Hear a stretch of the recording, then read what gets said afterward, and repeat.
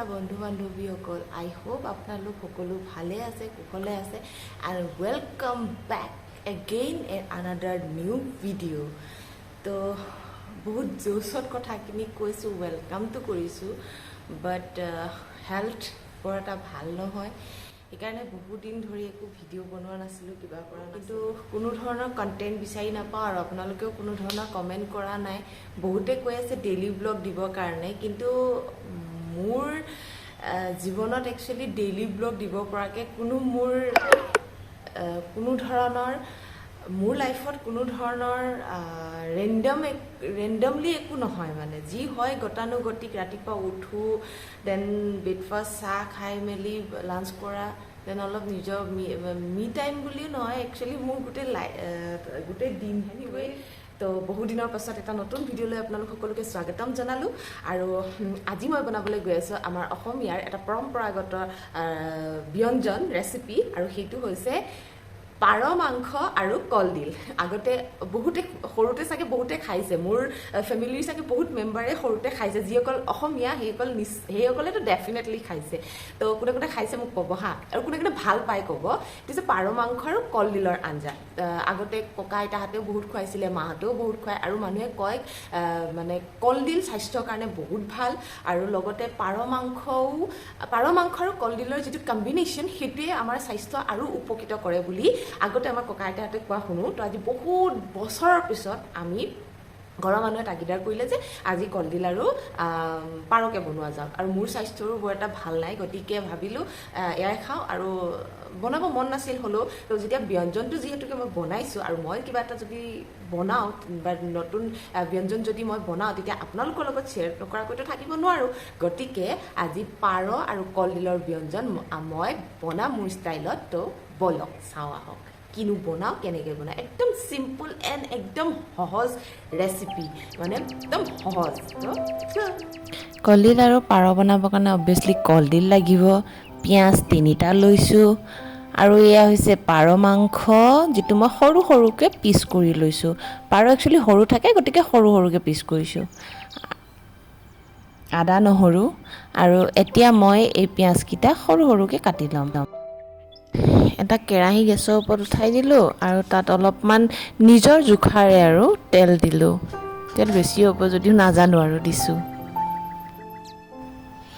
তেল গৰম হ'লে তাত মই এখিলাত আধা তেজপাত দিছোঁ মোৰ বেছি নাই কাৰণে অলপমানেই দিছোঁ এটা শুকান জলকীয়া দিছোঁ আৰু ইয়াত এতিয়া মই কাটি লোৱা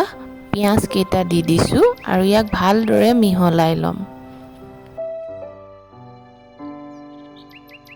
পিঁয়াজখিনি গল্ডেন ব্ৰাউন হোৱাৰ পাছত ইয়াত মই এতিয়া কাটি লোৱা পাৰ মাংসখিনি দি দিম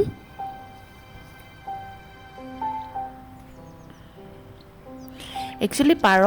পাৰটো একচুৱেলি বহুত সৰু থাকে আৰু ইয়াৰ হাৰ্ডিবিলাকো বহুত কোমল থাকে গতিকে ইয়াক চুবাই খোৱাত একো বিশেষ ধৰণৰ অসুবিধা নহয় তাৰ বাবে পাৰ মাংসখিনি একদম সৰু সৰুকৈ কাটিলেও একো প্ৰব্লেম নহয় ডাঙৰকৈও কাটিব পাৰে কিন্তু পাৰটো বহুত সৰু থাকে যে কোৱান্টিটি বঢ়াবৰ কাৰণে একচুৱেলি সৰু সৰুকৈ কাটা হয় আগতে মাহঁতক দেখিছিলোঁ এতিয়া ময়ো সেই ছেম কৰিছোঁ ইয়াক এতিয়া ভালদৰে মিক্স কৰি লোৱাৰ পিছত ইয়াত মই এতিয়া সোৱাদ অনুসৰি দি দিছোঁ নিমখ আপোনালোকে নিজৰ সোৱাদ অনুসৰি দি ল'ব আৰু ইয়াত এতিয়া দিম মই হালধি বিশেষ একো মছলা নিদিওঁ ইয়াত কেৱল আদা নহৰু অলপমান দিম আৰু অকণমান জালুক আদা নহৰুৰ লগতে মই মিক্স কৰি খুন্দি লৈছোঁ সেয়াই দিম আৰু বিশেষ একো মছলা তেনেধৰণৰ নিদিওঁ একচুৱেলি আমাৰ অসমীয়া সমাজৰ ব্যঞ্জনবিলাক একদম চিম্পুল হয় একদম সহজ পদ্ধতিৰ বিশেষ কোনো ধৰণৰ মছলা ব্যৱহাৰ নহয় কোনো ধৰণৰ কৃত্ৰিম মছলা ব্যৱহাৰ নকৰাকৈ খালি আদা নহৰু আৰু জলকীয়া দিয়ে আমাৰ অসমীয়া ব্যঞ্জনবিলাক ৰন্ধা হয় যদিও নাজানো কিয় কিবা এটা বেলেগ সোৱাদ আহে এয়া মই দি দিলোঁ ইয়াত আদা নহৰু আৰু জালুকৰ পেষ্টখিনি মই কেতিয়াবা নিজকে অসমীয়া বুলি ভাবি প্ৰাউড ফিল কৰোঁ যে কোনো ধৰণৰ বিশেষ মছলা নিদিয়াকৈ কেৱল আদা নহৰু আৰু জলকীয়া দিয়েই যে আমাৰ অসমীয়া ব্যঞ্জনবিলাকৰ এটা মানে সুস্বাদ আহে সেই সুস্বাদটো মানে বহুত অতুলনীয় বুলি ক'ব পাৰি আৰু বিশেষকৈ এতিয়া আমি গেছত ৰান্ধো ইণ্ডাকশ্যনত ৰান্ধো কিন্তু আগতে যেতিয়া আইতা ককাহঁতৰ দিনত জুইত ৰন্ধা হৈছিল এই ব্যঞ্জনৰ তাৰ দুগুণে সোৱাদ বৃদ্ধি হৈছিল আৰু সেইটো টেষ্ট আজিও মনত মানে মুখত ভাহি আহে কিবা এটা বনালে কিন্তু কি কৰিব গতানুগতিক লাইফত আজিকালি আধুনিকতাৰ প্ৰভাৱ পৰি আমি আজিকালি গেছ ইউজ কৰোঁ ইয়াতে মই অকণমান জিৰা দি দিছোঁ হা এইটো এতিয়া আধুনিকতা অলপ টাচ দিছোঁ আৰু ইয়াক এতিয়া ভালদৰে মিহলি কৰি অলপমান টাইম আদা নহৰু কেঁচা গোন্ধটো যোৱালৈকে ইয়াক ভাজিম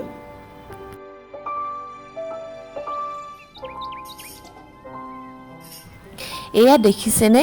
ইয়াত মাংসৰ পৰা তেল এৰিব ধৰিছে এয়া দেখিছে ইয়াত যেতিয়া মাংসৰ পৰা ইয়াত তেল এৰিব ধৰিব তেতিয়া আমি ইয়াত দি দিম কলডিলখিনি কাৰণ কলডিলে এনেও তেলটো অবজাৰ্ভ কৰি লয় অলপমান আৰু মাংসৰ পৰা যিহেতুকে তেল ওলাইছে গতিকে ইয়াত এতিয়া মই কলডিলখিনি দি ইয়াক ভালদৰে একবাৰ লৰাই ইয়াক মাংসৰ লগত মিক্স কৰি ল'ম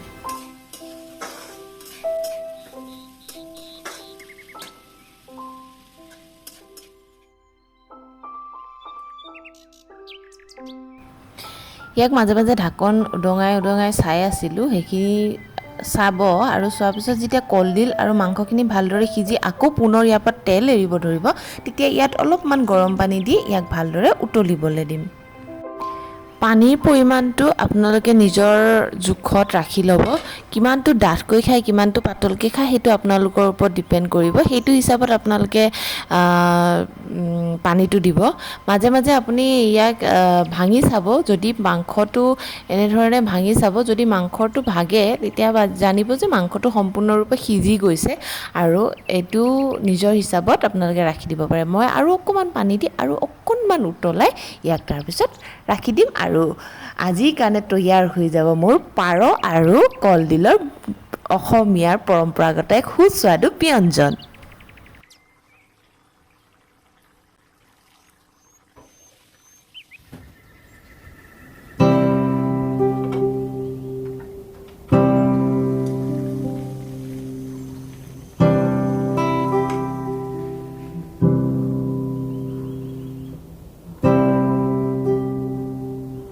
তো আজিৰ কাৰণে ৰেডি হৈ গ'ল মোৰ লাঞ্চ এয়া দালি ঔটেঙা এয়া হৈছে মহানিম পাত আৰু এয়া হৈছে